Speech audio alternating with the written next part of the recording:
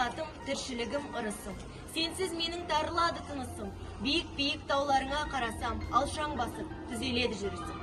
Сенсің менің тазалығым, тұнығым, сенсіз менің үзіледі үмітім. Сен бар жерде жұртынады көңілге, сен бар кезде құлшынамын өмірге.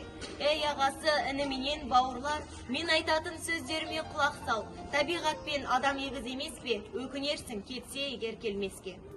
Мен Орал Тұрхан, Жібек жолы мектеп-лицейінің 10 сынып оқушысы. Бүгінгі таза табиғат акциясын қолдай отырып, әрбір отбасыдан бір ағаш еккізіп, Шу қаласындағы мектеп колледждерге челленджді жолдаймыз!